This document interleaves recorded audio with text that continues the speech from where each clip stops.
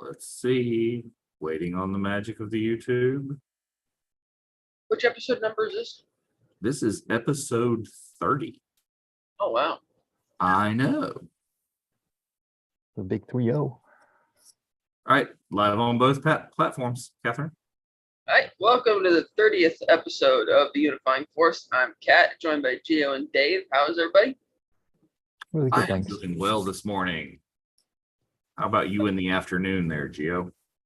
All good here. Ready to talk what you're about to introduce, Catherine.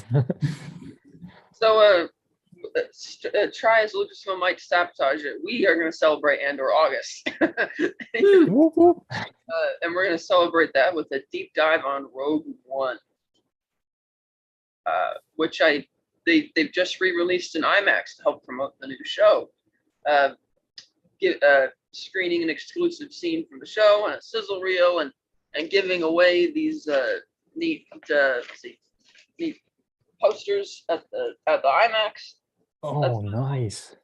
Reminds us that it's going to premiere with 3 episodes on September 21st, which is kind of interesting because that's usually the standard that it takes people to get kind of hooked into a long form TV series. It's like if they're not in after 3 episodes, they're not going to get in. So yeah. I think that's actually kind of neat. But Rogue One and IMAX, man, that was like I hadn't seen it there before. There's a few shots in particular, like the Star Destroyer emerging from the shadows in front of the Death Star is jaw-droppingly gorgeous. And I thought that was probably the most gorgeous shot, even in the regular theatrical Blu-ray cut. And Scarif, just it also depends on where you're sitting in the theater. I was sitting like little lower center, so that way the screen would still seem like really imposing and huge, so you'd be able to look both sides, see what's going on. And you know, the Maldives in IMAX is just amazing. And it's like, okay, I could see why people were really blown away by this movie, even though I kind of softened on it a bit over the years. But trying to get excited about the show again, especially, it's like, you know, they're going to show you, watch the movie, it's like, oh, here's Andor, oh, what do you know, he's dead and everybody else is dead. Let's get excited about a TV show bringing everybody back. I know, or some of the people back. So I was like, okay, we'll see. And the scene I was surprised was pretty good. The sizzle reel was very good, and they reminded us that it's 12 episodes. So yeah, it was good to watch the movie to kind of get a sense of what we're about to see with Andor September. Well, yeah, the and then some part of Andor August. I mean, I don't think I was not excited about the show because I'm excited about Star Wars content, and I think the people in Andor, I hope we see a lot of the people that are in Rogue One, but I don't know that we're going to see all of them. You know, obviously Mon Mothma plays a big role. That's in all the teasers and there. But the fact that we know what ends up with Cassian, I don't think it bothers me because, I mean, I was excited and I enjoyed the ObiWan series, and we know what happens to ObiWan. I was excited to see, you know, Darth Vader and Hayden back in there, and we obviously know what happened to him. You know, but Rogue One for me is, I think, I'll make this statement, the best non-George Lucas Star Wars film that we have seen. Okay. And really, I think it might even surpass a couple of the Lucas films. So just really moving story that I've enjoyed, and I'll really be interested to see more of the backstory and the things on where they have is, you know, Disney Plus, please don't screw this up. Disney Plus, please don't screw this up. You know, because we're getting the first 3, like you said, because it's 3 out of 12. It's not like a 6 episode season like we've gotten with some of them. And then it's the first 12, but we've already been promised another 12 for a season 2. We know that that's happening. So yeah, I want to see it. I am extremely jealous of you, Catherine, that you have got to see this in IMAX. I saw Rogue One on the big screen once, I think. and it was super powerful then. I can only imagine what like the rehype and what you had said is like, you know, people in cosplay and the 501st being there, showing up and just creating an atmosphere coming in, and that poster is gorgeous. I love that. So Yeah, the 501st guys showed up for the later screening that I wasn't going to, but it was so cool to see them there. And admittedly, it would have been fun to share with friends. There was probably only 8 of us in the screening because the one I went to was in the middle of the afternoon on a Friday, so most people were still at work or whatever. Because then after that, I did a double feature with that and the Living Daylights. It was awesome in IMAX as well. And so you got to see all the Star Wars fans with all their other memorabilia and costumes and stuff showing up for the evening screening when I was on my way out. But that's really cool. I only saw the movie originally twice on the first 2 days of release, so, and it was a wild atmosphere there too. You know? All right. So did you see it opening night and then want to go back and check it out again immediately the next I saw day? it with Or? 2 different friends. Right. Which is how that came about. But it was like pretty crazy. And it's funny because usually at my theaters up here, we don't get much reactions from people. Like, you know, when people will post videos of their reactions to big moments in Marvel movies and the whole on like opening night and the whole theater's crazy. Well, despite that, I've been to plenty of sold out opening night Marvel movies. That's never happened in a Marvel movie at all. The theater's like dead silent the whole way through. With Rogue One, you could feel the excitement. Everybody knew they were in for something extra special because it's like, wow, it's the first non-Skywalker saga Star Wars movie. It's like, what's that going to be, you know? Yeah. So that was like, you could feel that your finger was on the pulse of the excitement there. And then again, people in my theater did cheer for Top Gun Maverick, and I'm still not quite understanding that. I mean, like, you don't cheer for Marvel and all those big things, but you cheer for Maverick. Like, okay. Press So what the about patriotism button right there. That's it. All the movie was. So what about you, Tito? It's interesting you say that though, because I wonder how much of the audience overlaps between like a Marvel film, a Star Wars film, and a Top Gun sequel. And it's something that we can really, yeah. Well, yeah, sign us up, all 3 of us for sure. But it's interesting when you talk about the audience reactions to things and how different it is, and also how, depending on your mood, you know, sometimes just the silent absorption of what's coming on screen is great and fine. But I'm sure at other times, you know, if you're feeling like you need that little buzz and there's a kind of palpable electricity going around the room, I think it can really help you take in those first few scenes and make them hit even more heavily and make a greater impact. The only time I've seen Rogue One was on its first run, and it was just a regular non-IMAX format, but it, from the opening shots, had a huge impact on me. I think the fact that they used the title card of A Long Time Ago in a Galaxy Far, Far Away to set us in, even though I mean, we were probably aware of this ahead of time, that they had decided not, I think they publicized this quite clearly, that there wouldn't be an opening crawl for any of the solo films, the anthology films. But like that opening, like crescendo sound gets you straight into it. And then you've got the stars lighting up the sky, and you see the shadows of the ships emerging. And I think it starts strongly straight away, straight out the gate. And some Star Wars films have had that, and some Star Wars films haven't. And those that haven't, you could argue, sometimes struggle to find a little bit of agenda or a little bit of momentum to actually build a story up. I think maybe Attack of the Clones, although having an explosion near the beginning, is a very quiet, reserved opening couple of space scenes versus a lot of the other saga films. And I think Rogue One does a really nice blend. So just revisiting it just in the last couple of hours, I was kind of hooked again from the first scene. And I didn't expect that necessarily to have that feel, that almost goose pimples, almost like a kind of little rush just as it's starting, because you've got that anticipation of what you know is coming before and you've enjoyed it.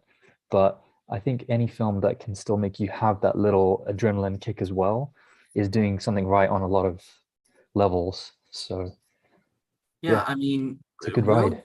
Rogue One, I think, appeals a lot to your casual Star Wars watcher or your non-Star Wars watcher a little bit, because it is kind of, yes, if you are a Star Wars person, it was billed to be the first film of the not Skywalker saga, which it kind of, though, is a story of the Skywalker saga. It just doesn't so much rely on it. It's 3.95 in the order of the trilogy of trilogies, but you don't have to. And I find myself, I myself will rewatch pretty much any of the Star Wars films at all, anytime I catch them on TV, whatever part.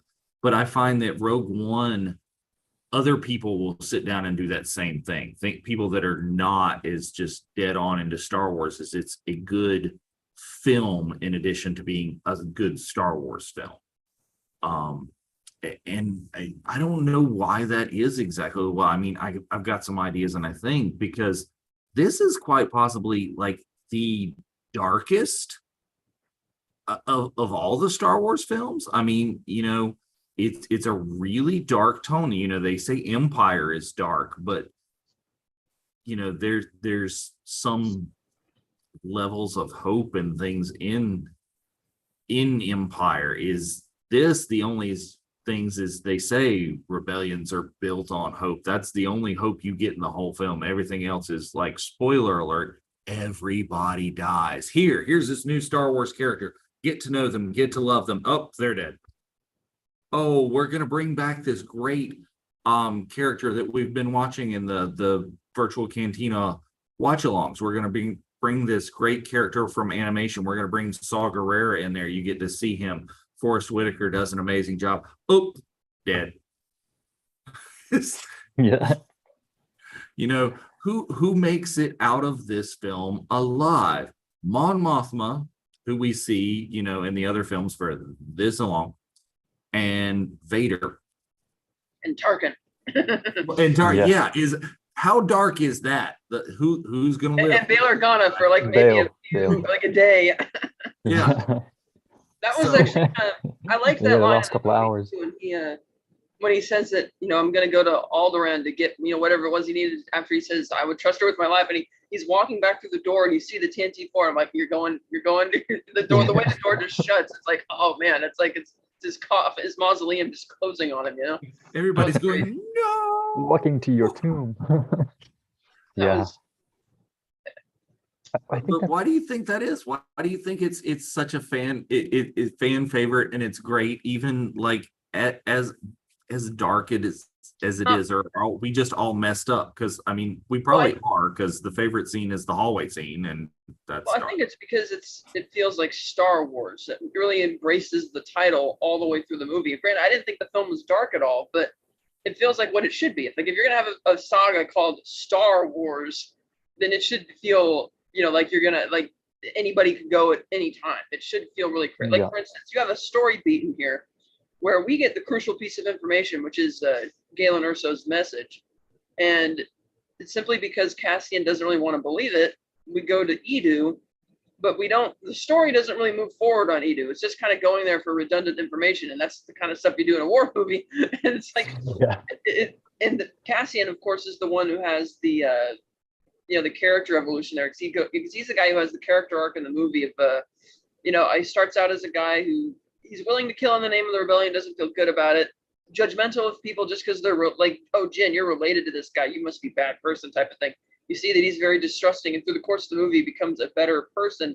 And when you get to Edu, we have all this stuff happen, like, oh, Galen's dead, the engineers are dead, Krennic almost dies, and we can't call off the bombers, and it feels very vintage, like war movie. But the one character moment you get out of that is Cassian sort of, becoming a better person along the way. And so the whole movie just feels more like a war film that fans have kind of been waiting for.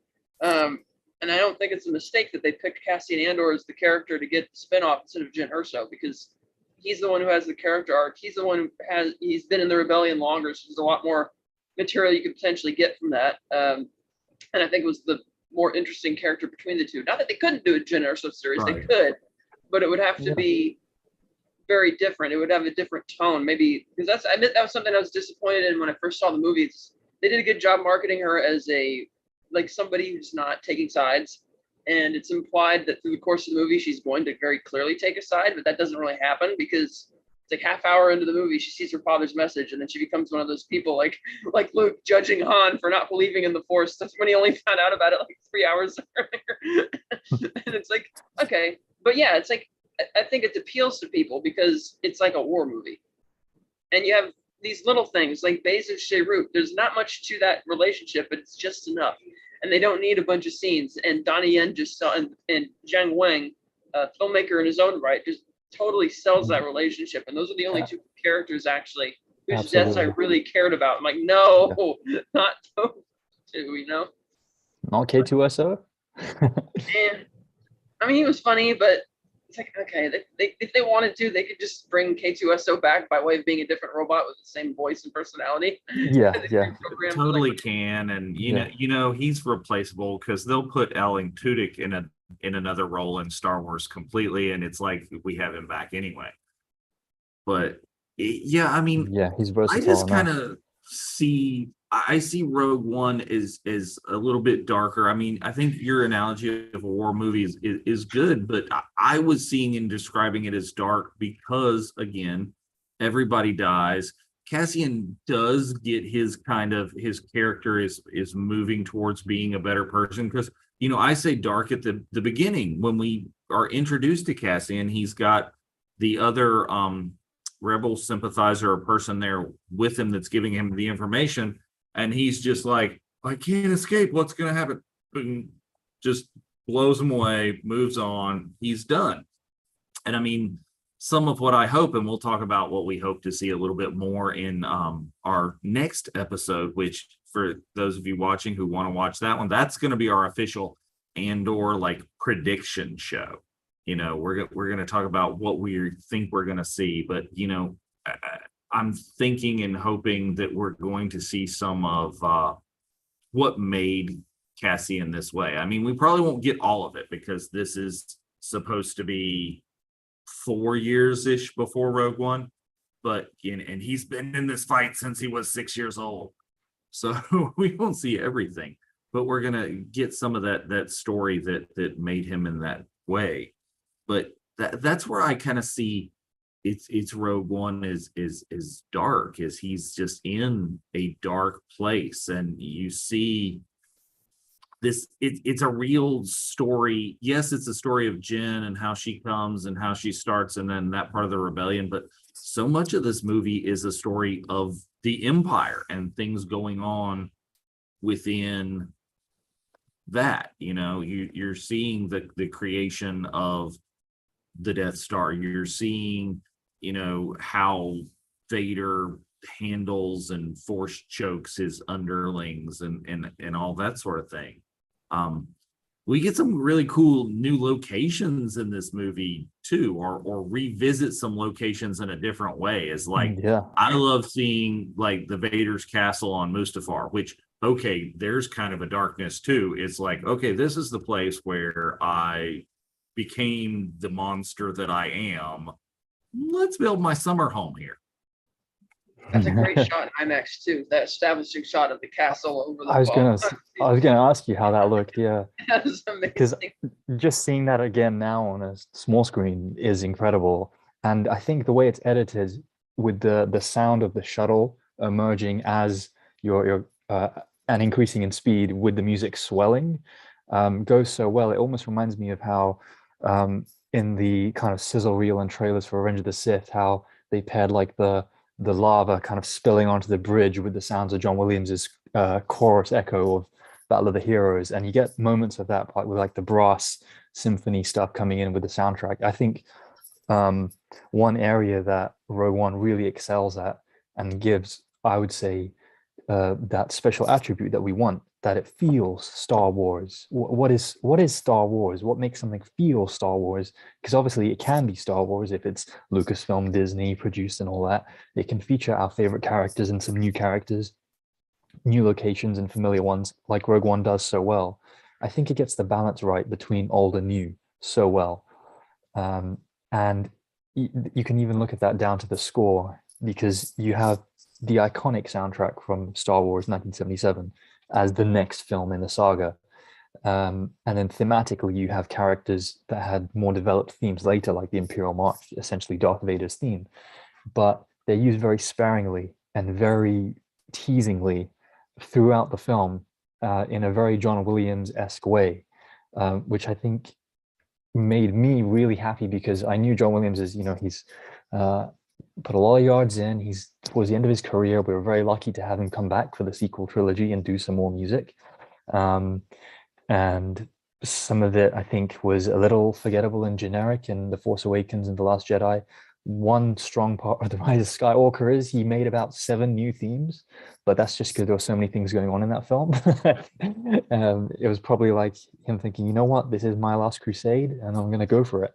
But it Michael, wasn't his last crusade, and I think some really good work is the ObiWan theme. Yeah, and adapted really well. And that's, I think, what's really exciting about for any music fans or fans of the Star Wars music, or just general audiences. If you appreciate like the sound design, the sound mixing, and the scores in films, and how it's used well visually to tell the story. I think there's that old video of George Lucas saying, when he was releasing the special editions, that he imagined Star Wars almost to be a silent film, and everything is just visually there for us to see. And John Williams's score is the main character, and conveys the big themes. And that might be an oversimplification. It might be a kind of him kind of dotting his I's and crossing his T's a little bit, but it definitely works in the main saga. And it's a great sign for Star Wars to give the Star Wars feeling, that kind of indescribable, intangible. What is it? Is it something that we see? Is it something that we hear? It's a bit of all of it. And using the John Williams motifs from the characters that we know are going to be on screen, or surprised us to be on screen, like Leia at the very end. Having those moments sprinkled into a new soundtrack, I think, is a really good sign for what Star Wars can be going forward as well. And what things like the soundtrack that you mentioned with ObiWan worked so well, because you've got that John Williams magic, and it's been adapted and fitted well around new scenes, or maybe areas that we wouldn't expect to hear this music. Just for me, it keeps coming back to like I almost felt like watching Rogue One again resurfaced a lot of the feelings I think I first had in December 2016 when it came out. And a lot of that is the visual punch that you get, as you mentioned, with the new locales. It's kind of an interesting formatting and edit to have the locations on screen for a Star Wars film. It's more of a kind of a video game feel in a way, not something you necessarily see that we'd seen before in Star Wars. But we've seen it work well in Marvel properties. And Right. when we're jumping around in a galaxy far, far away that we don't know, well, we might need to know the names of places rather than just kind of deducing it from the visual dictionary afterwards, or the Hasbro Black Series figures that have that little paragraph saying, oh, this character came from Jeddah City on Jeddah. Right. Well, and I think it was think nice they changing do that. that because they want us to they want us to introduce us to some new places that are going to become important in Star Wars, and they want us to know, they want to really kind of hit the casual fan over the head that hey, there's more about these places. This is a place called Mustafar. Oh, you want to go check out another movie on, or Come look at our brochure. right. It's like, oh, let's watch this. But yeah, it is in so many ways, just a really enjoyable movie, and it's because of those classic formats, and it harkens back to the classics. So let's talk about some of the things that we've talked about on previous shows that make good Star Wars. The hero's journey. Who gets it? Is it Andor? Is it Jin? Is it not K2SO? But is so how does the hero's journey impact this movie? I don't think anybody really gets a good one because of the way because Jyn Erso is frankly not a good character because there's really nothing to her except, oh, my father, we all got to join. It's like, I remember, as good as the opening scene is, I thought the thing with her father being kidnapped and her hiding down the well, I'm like, oh God, we're going back to the well again. Once again, a Star Wars protagonist who has a hang up about their parents. But then it kind of jumped ahead. But then Saw Gerrera isn't that Star Wars? That is Star Wars. When Saw opens the hatch, she's like, we got a long ride. I'm like, oh, good, they're not going to do that. And then about half hour later, she sees the message and she just melts and becomes that the whole rest of the movie. And I kind of felt that sort of detracted from Cassian's story because, again, he's the character who has the real arc throughout the movie. That's why I wonder what his arc is going to be in the TV series because he does have quite a journey emotionally and physically inside this movie. And then another character who sort of has a tragic hero's journey, if you will, would be Orson Krennic, because he's shepherding this project from the beginning. He's laying it all out on the line. Tarkin's trying to steal it from him, and try as he might, he keeps getting sabotaged at every turn. And right when he's on the cusp of victory, and like it's taken from him again when Tarkin shows up and decides, okay, I'm done with you. I'm going to blow the place to smithereens. And I think that's another thing that just helps this movie excel is that you have a complex villain in Orson Krennic. Because on the one hand, yeah, he's the bad guy. You don't like him. But on the flip side, you see how Tarkin and Vader and other people are just kind of pushing him around, even though he's the one who's doing all the work. And you kind of feel for the guy, which you don't usually see in a Star Wars movie. Usually the villains are very black and white. And yes, he's still clearly evil, but you kind of want to root for him a bit, especially when he goes to Mustafar. He's like, oh, you'll tell the Emperor about this. And he starts choking him. And it's like, you kind of want him to supersede Tarkin because, as ghoulish as it is that they use CGI Tarkin, he still sells. Very ghoulish. He still sells Tarkin, and that's the guy that granted, we know he's not going to die, and that he's going to successfully inherit the Death Star project. It's like I kind of still want Krennic to win, one could argue because he doesn't really care about the other rebel cells. He didn't really know about them; they all die, but. I think that's something else the movie has going for it. It has like a tragic hero's journey for Krennic. And then, in a way, the fact that Jyn and Cassian succeed in what they aim to do sort of means they have a semblance of success or a feeling of success there. Yeah, I think that it was really interesting because just coming out exactly a year after The Force Awakens, I thought the Rogue One story had 3 central protagonists that were all more interesting than what we had the year before. I thought Felicity Jones was just much more convincing and believable, and I know she was a much more experienced actress at the time than Daisy Ridley, but as the kind of central protagonist from the beginning of the film to the end. And yeah, I think it's another interesting slant to have to discuss, who the main character really is.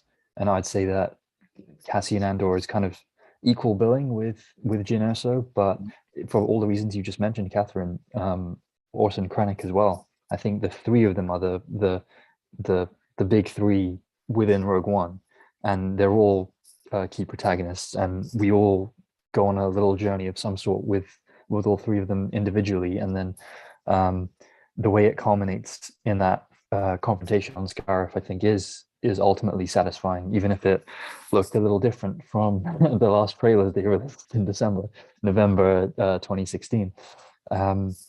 The fact that you've got a character that has this kind of middle management problem going on the Death Star, it almost reminded me of like a workplace comedy in a sense, especially where you've got like the preening managerial type just not even giving eye contact, just staring out the window. Star Wars, The Office. Yeah, well, what it reminded me of? Office Space. I was getting just seeing this, seeing Orson Krennic now and having seen Office Space. And Scarif is the printer. Yeah, I'm gonna need you to hand over the Death Star project. Exactly. Yeah, just hand it.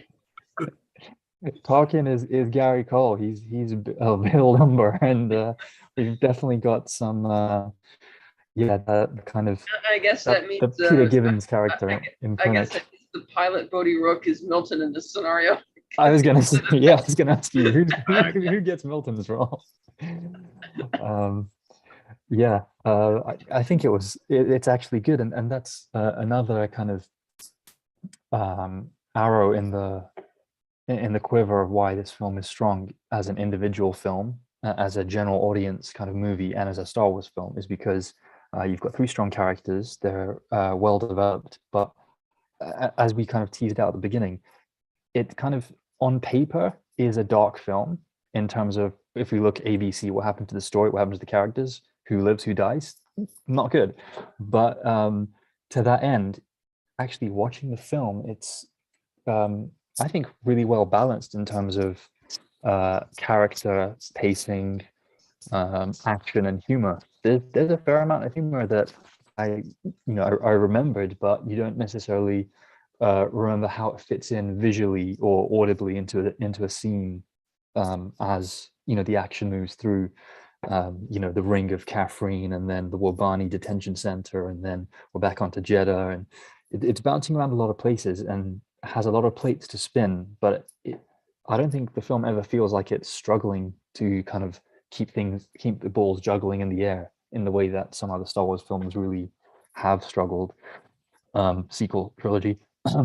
uh, there's no, although and I do agree, Catherine, the whole diversion to Edu did feel like a bit of a diversion, but it wasn't anywhere near the tangent that Canto Bight became, and ended up kind of tanking the middle act of a trilogy.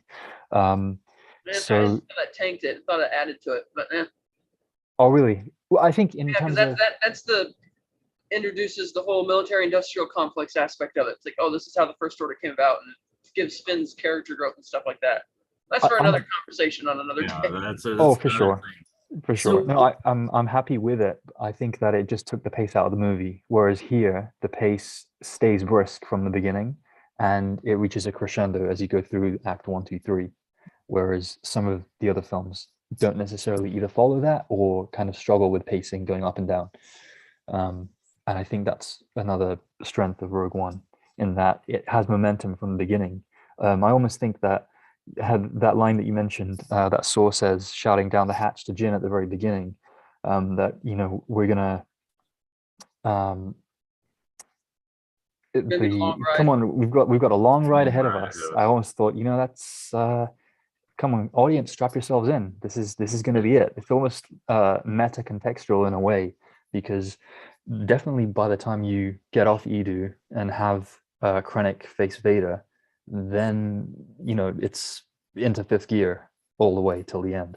And I think that that kind of acceleration of events, of kind of character beats and of action set pieces all coming together, is what can appeal broadly to anyone who doesn't necessarily have the background in Star Wars, and what makes it as a kind of fun war film rather than a kind of out and out gloomy, bleak, depressing war film. I mean, what happens to our characters is awful, but the way it happens is always entertaining, and has enough variety in it to not be like a kind of lugubrious, slow, plodding kind of war film that is the kind of thing that we might have seen before.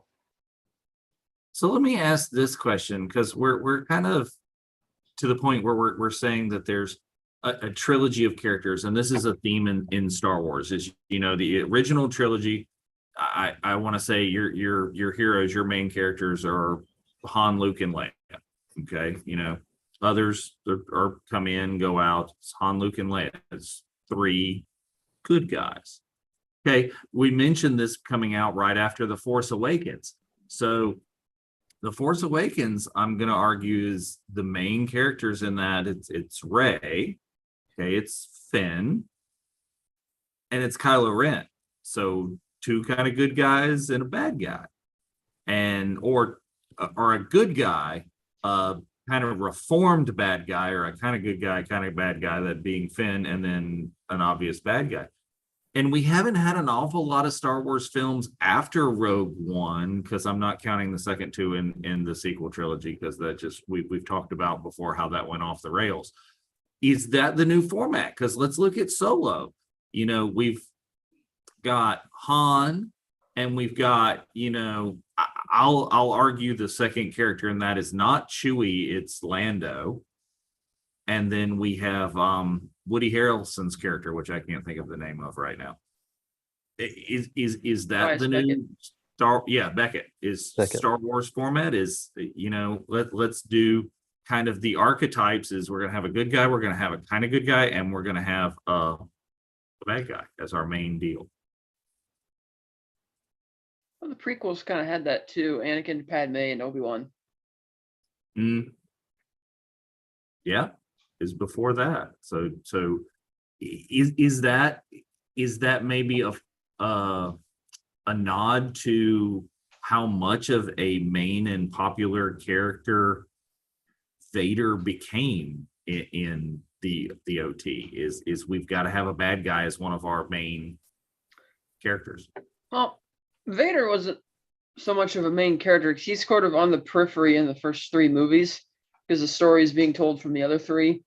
And even he's more of a supporting character, and even Obi-Wan gets more attention, and the story of Vader in the first movie is more told through Obi-Wan than it is through Vader. Whereas obviously he's much more central in the prequels. Right, but that's what I'm saying is Vader's popularity, because even though he's not the central character in the original trilogy, he's just the outright popularity, merchandising, marketing, and people wanting to be the bad guy. Is that why we've got this kind of thing going, as we've got to have that bad guy character that's a main deal? Is that why Krennic gets the extra love, nod, whatever? Perhaps. I think it is.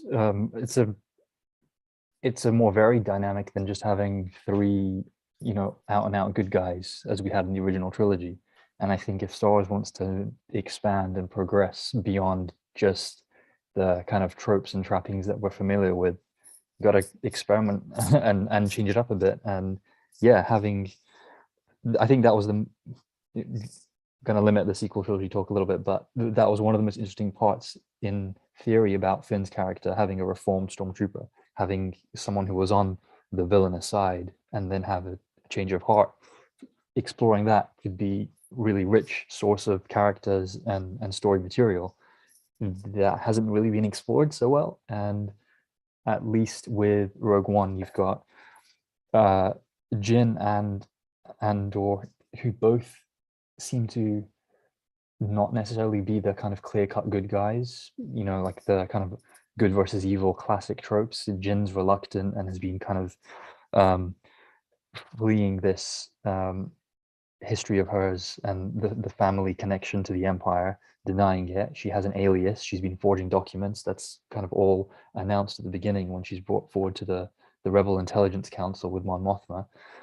They kind of list through her crimes. So she's not she's not squeaky clean. Cassian, his very introduction is interrogating another rebel informant before executing him. It's the first time I think we see a heroic quote unquote character cold-bloodedly kill somebody on screen, and yet the focus stays with those 2 characters for much of the film. And I think that's why Rogue One is appealing, because it doesn't have the kind of the generic clear-cut squeaky clean heroes that maybe is what Star Wars in the 70s and 80s seemed to center itself on. Right. And having at least one character from the supposed other side makes storytelling more interesting, because it's because Orson Krennic is a central protagonist that we have any of Grand Moff Tarkin, whether you like the Uncanny Valley or not. His presence in the film is important. It works story-wise, and it develops Krennic's character tremendously, and it humanizes the face of the Empire a little more. I'm saying that almost sounds sarcastic, knowing the CG that they did to his likeness. Right. But, in spirit. And I think another thing that works pretty well in this film is, sure, there's some hokey moments with dialogue and script, but there aren't any massive clangers the way that you get early on in a lot of Star Wars films. And I think most memorably in the prequel and sequel trilogy. Of course, there's stuff in the originals as well. I'm not saying they get a free pass just because they're older and the classic ones, but there wasn't necessarily like a joke cracking character that can really meddle with the tone and that has worked not so successfully in some of the Marvel MCU films. Well, I There mean, isn't that kind of you've got jarring. K2, but K2 was less slapstick and more Yeah, sarcastic. and that's a great summation because he has a slap joke and he does execute one on Cassian. Yeah. But it's snarky and he's an ironic droid. He's definitely a homage to HK-47 in the Knights of the Old Republic games, which is a fan favorite. And I think whether it was intentional or not, there's definitely kind of story character DNA between those two droid characters. But even K2 stuff, it doesn't, his announcement to Jin that she's being rescued, it's sarcastic, but it doesn't belabor the point in the way that some humor does later in other films. And that's what keeps Rogue One, I think, in this kind of enjoyable, happy middle ground between being an exciting new adventure, but also being in familiar territory where we know the locales mostly, but there's some new places too. We know the ships and the designs, but there's some new craft, there's some new weapons, there are some new troopers. They gave us Death Troopers and the director uniform for cosplayers to go wild with just in the opening scenes of the film. I think it adds a lot visually to the Star Wars universe, as well as treading newish ground with some of the character stuff, and definitely having the kind of the big guillotine swing down on everyone's heads at the end is not something that anyone would have been used to in a Star Wars film. But that's what grounds it in that kind of gritty war film, war movie genre feel. And I think that's why it ticks so many boxes for a lot of people.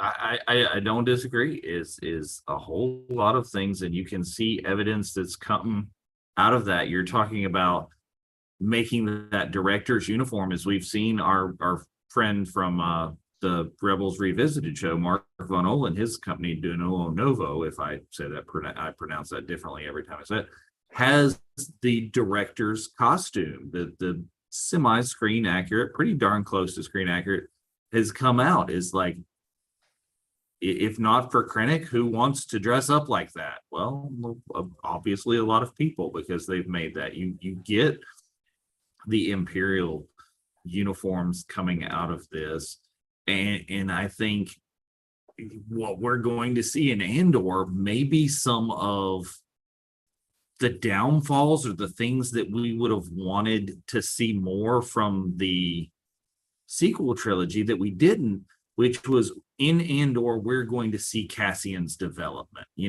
What I want to see more of from that would be Finn's development. And, instead of him saying Rey every 37 seconds, and that's all we get from him. And then screaming it for the other 23 seconds. Right. It's just like, could we have that kind of middle characters development? And hope to goodness that's what we're going to get out of Andor even more. I mean, he's already developed more in the Rogue One movie than we see in at least the second two of the sequel trilogy and Finn's arc. But that's what we're going to get. That's where the interesting things are for me, is like, and you mentioned too, like Krennic, we know, okay, he's bad guy's doing this. I don't know that we need more from him. Could we get more from Jen? Yeah, if Andor turns out to be wildly possible, Disney Plus in 2 more years is probably going to, beg Felicity to come back, and we're going to get that, if they can talk Forrest Whitaker into doing it. But and I guess they can, because they talked him into this. So the Disney dollars talk to everybody, it seems. Well, another thing the movie has is, with the Sheerut Imwe character, it's like it's close to being an actual samurai. I remember seeing that bit in the trailer, where he's taking down the stormtroopers, and it's like you're going all the way back to the roots of Star Wars. Yeah. And that was like such Exactly an right. exciting prospect that they brought in there, and they add to the mythology as well, because it's like, oh, they're guardians of the Kyber Crystal Temple, but they're called guardians of the Wills, so they never really define what the Wills are in the new canon, and nor does the Star Wars databank. So it's like it's kind of up in the air as to what exactly that means. But then there's like the little line from Sheru, because he and Baze have this sort of sarcastic relationship with each other, and you could tell Yeah. as much as Baze doesn't try to show it, he really does care about Sheru quite a lot. And Sheru mentions very briefly that, oh, Baze was the most devoted of us all once upon a time, you know. Yeah. And you get that when he brings it back full circle at the end of his arc, which I thought was really great, because that was like a nice little dual story there, and one example of one that didn't need a ton of screen time to convey the point. It didn't need flashbacks or anything like that to convey the point. It was done very well, and just the idea of bringing in the whole samurai aspect of it with the whole his mantra, "I'm one with the Force, and the Force is with me." And we can see how he is basically doing that. Because yes, at times it seems like, oh, how's he doing that? He's blind. Everything's on his timing. Well, he's seeing it through the Force. Kind of like with ObiWan telling Luke to put on the blast shield. It doesn't matter if you can see it, you can feel it. And Sherwood is like the walking embodiment of that, but is also a bit walking the line between the Force and not. Like when he's like, oh, when Baze tells him you shouldn't go out there, it's dangerous going out up the mountain to see what Cassian's up to. And he's like, the Force will protect me. And he's like, and Baze is like, oh, no, I'm going to protect you. Getting out to, See, I think actually, I don't need the Force. I have you. Yeah. He says, good luck. I don't story, need good luck. I've got you. Before a Jyn Erso story, I'd like to see a Shrewd and Baze story. Is other than the fact that they turn it into like Kung Fu: The Legend Continues and mess it up, and I don't want those two characters messed up. Yeah. Well, here's it would fit so nicely in Star Wars Visions. Can you imagine that?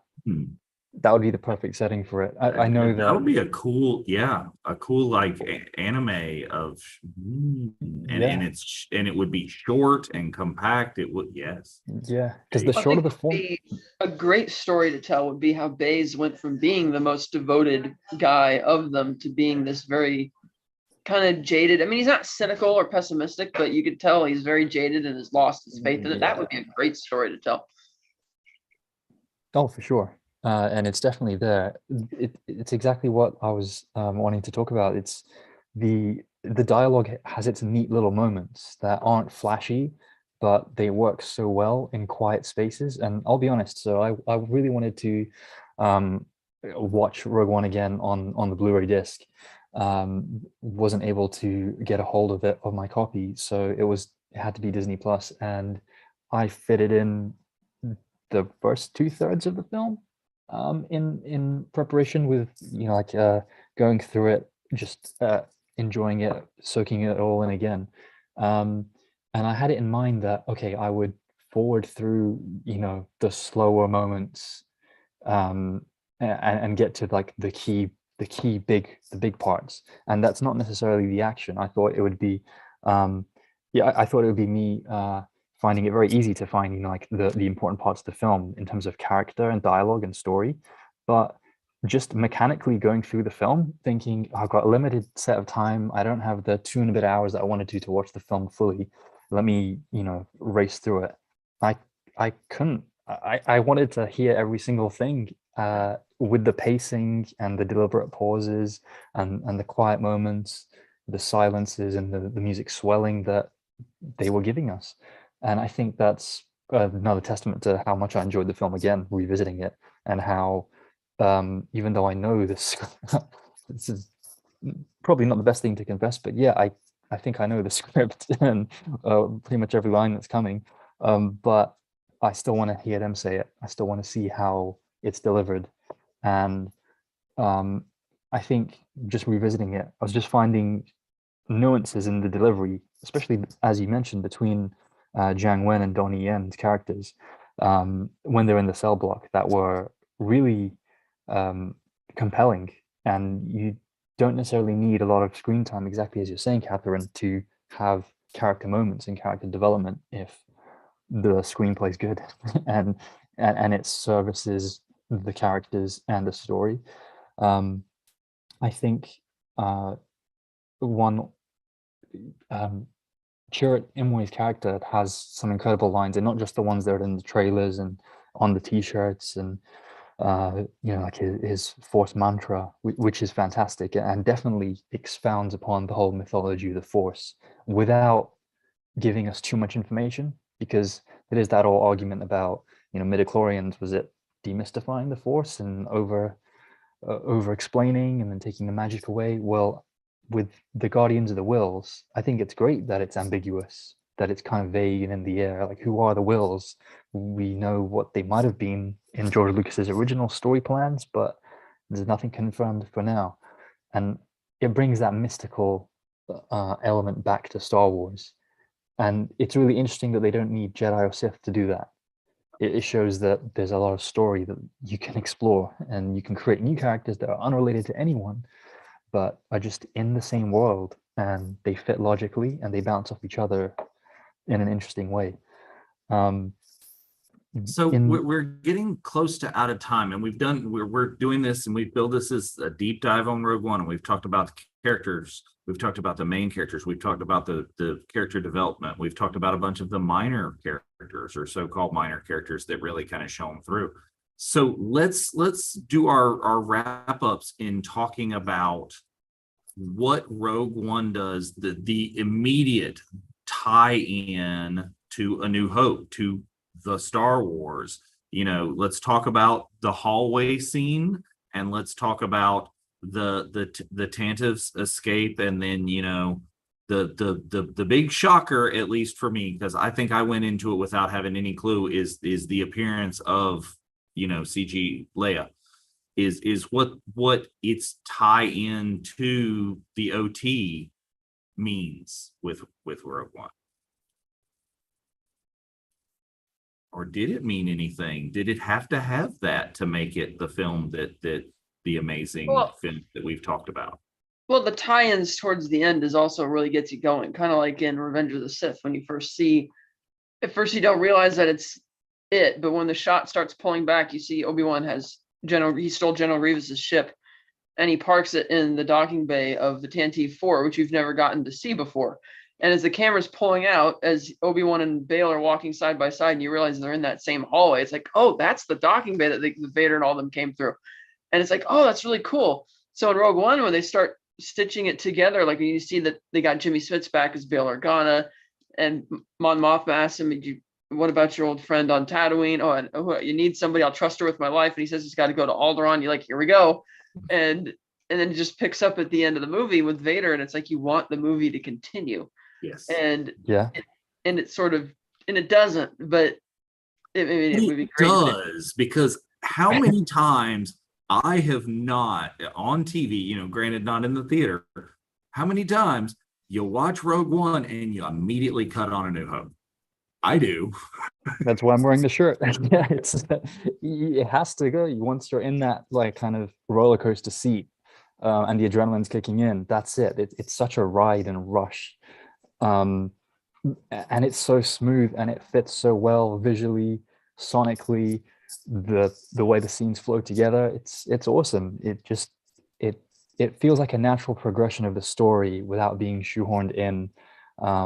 Of course, it is amazing marketing for Disney and Lucasfilm to bring back so many things that are of massive interest to all of us and to many, many millions more. But to have it not take away or be a distraction, but have been the real purpose of the film, all this momentum has been built up for 2 hours towards this final act. And the film could have finished, and I didn't watch the final like 60 minutes as I mentioned, for time purposes, but from what I remember, the last shot of Jin and Cassian on the beach, just embracing before the detonation, it's very Hiroshima, Nagasaki. It's obvious visual invocations they're going for, and that's what makes it feel so grounded and earthed in our world as well as the Star Wars universe. It goes back to that feeling of grittiness in a war film with real people and just ordinary human drama. that doesn't have to get to kind of modeling romance that is thrown into the end of a film that comes later on. But it all fits well, and that could have been the final scene of the film in a way. And everything after that, I remember feeling this is bonus material. It's like the director's cut. They're just continuing to play for us. Will they have in that moment when you have James Earl Jones announce that he prepare his shuttle, essentially it's almost like a paraphrase of the line he uses in Empire about having his shuttle readied for boarding, and you're thinking, when's this film, when are the credits going to cut, when's the screen going to go blank? Are we going to see Vader do something? I just remember that feeling like a little inner kid. You're like, could we see Vader actually do damage? Is he gonna get the plans? We know he doesn't, but he gets close and he's really annoyed in A New Hope. There has to be a reason. And that corridor scene is the perfect connective tissue between the Star Wars anthology and the original Star Wars. Yeah, it does connect. And like you were mentioning with the Death Star almost looking like the explosion, like the atomic bombs, and like they were really using, Attack of the Clones, Revenge of the Sith, and the Clone Wars TV series to turn the Death Star project into like the Manhattan Project of Star Wars, which is really cool. They spent a lot of time on that, and which is why it's a nice visual coincidence of sorts that the first one that you get to see. Well, I mean, the Jedha one doesn't look as much like an atomic because they're using a much more minor piece of it. But when they shoot it in the ocean, it's Maldives, it's the Pacific, like the Bikini Island tests, and you're seeing that just because they deliberately don't target the actual base itself. They hit the ocean to create a massive tidal wave. That was a really, really good point. Yeah. Right, as if to suggest that maybe they're going to salvage something afterwards because Vader doesn't care about, destroying all the other projects which are inside that tower. Because you're just thinking, you see the design of that, it's like, God, how many other amazing things are in there? You can find, like hyperspace tracking, that was in there, and that's probably how Vader might have something to do with how Vader was able to follow them to Tatooine, because I don't recall him being told where they were going. But it's kind of neat that you're seeing the accumulation of it. Like they dedicated a whole movie to the Death Star project, which is kind of cool.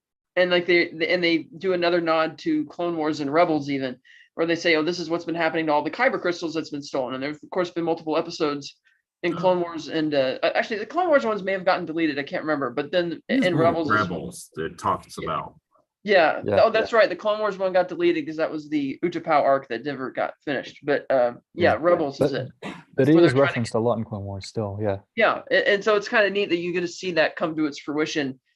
And granted, I didn't think they needed to explain the exhaust port thing because it was self-explanatory in the first movie. If you have a reactor and it's Star Wars technology, well, then you have to have an exhaust. They have an exhaust for the reactor, and there it is. And like General Dodonna says, the Empire doesn't consider a one-man fighter to be any threat or to be a tighter defense. So it's not so much that, hey, let's have something that just randomly goes straight to the reactor. It's like, okay, here's an exhaust port, but hey, we're impenetrable, so who cares?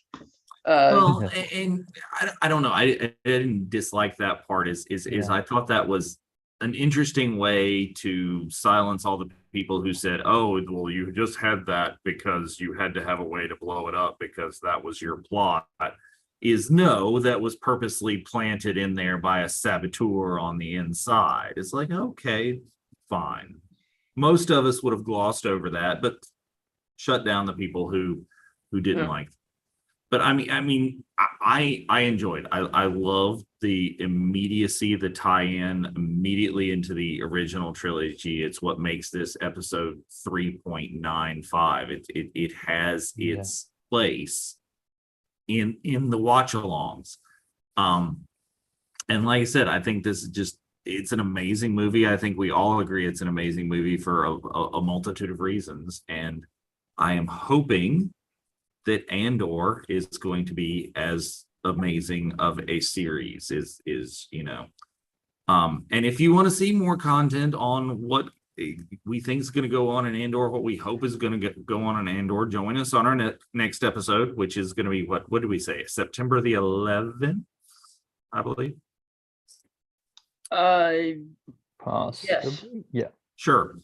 And that will be our Andor kind of preview. We'll analyze the trailers a little bit and talk about what we think we're going to see in the show. And if you can't get enough Andor content, tomorrow night, Monday, Rebels Revisited may talk about some of the Kyber crystal kind of things. They're going to continue to talk about what you see in Rebels that's going to associate with Andor. And if you are sick and tired of hearing about Andor on our channel, if you watch the Thursday night watch along, this week we are taking a little bit of a kind of, it's still Andor August, but we're going to take a hiatus and maybe do something a little kind of Rogue One really related, but lighthearted in our watch along of the Scarif Beach Party, the Lego Star Wars summer vacation is going to be our watch along this week. So fun to be had, a little less serious. But Like, what's the Scarif Beach Party you're talking about? have you watched Lego? No. Dude, I haven't seen it. no spoil. I'm sorry. Spoiler alert. Please go watch if you have not yet watched the Lego Star Wars Summer Vacation, and I'll be quiet because wow, it's a treat. Well, those Scarif beaches did look great. Oh, but anyway, I remember that was something else that really struck me as a last point here at Rogue One when they put those posters out and you see the stormtroopers standing in the water line. I mean, granted, that shot's not in the movie, but even when you see Sheerut sneaking up on the stormtroopers walking amongst the palm trees, I'm like, something just feels so weird about seeing these cold, stark white stormtroopers walking around in the Maldives. It's like, what is this? And it's like, I want to see more of that. Yeah, it's like you cannot take your eyes away from it. It It's shouldn't like, work, but it does. Yeah. It's like, what is this? And even little other moments of humor which aren't as deliberate, like when the explosions start on Scarif and Krennic is kind of looking at it, and then he turns around and he's looking at everybody. He's like, "What are we blind? Come on, give him." That's what I mean. Workplace comedy. Yeah. Yeah, it's like workplace. Yes, it's like it all kind of comes together. I think I gave it a 3.5 out of 5. I still like it. Yeah. So I look forward to Andor and seeing what they're going to do with that, because the scene they showed for the exclusive scene was really good, and I'm excited that they're spending 12 episodes. I hope that it's not a rushed half-hour series. Or half-hour episodes, that it lets it breathe a bit more. So we'll see, but I'm eagerly anticipating it, whereas before I was kind of like so on it. Or at least does like what Bad Batch has done, which is, give us an hour episode when you need an hour episode. Give us a shorter episode. Where it fits. Yeah. It should always be what it needs to be for the script, rather than hemming or hawing to particular runtime because you need to keep the movie under 2 hours. Yeah. Disney Plus throws that out the window. It's like, let's make a 12-hour movie. Go ahead. We can do it. Well, but anyway, thanks everybody for watching. Well. Remember to keep watching the Virtual Cantina Network for more Andor August and then some content in the weeks to come. And until we see you next time,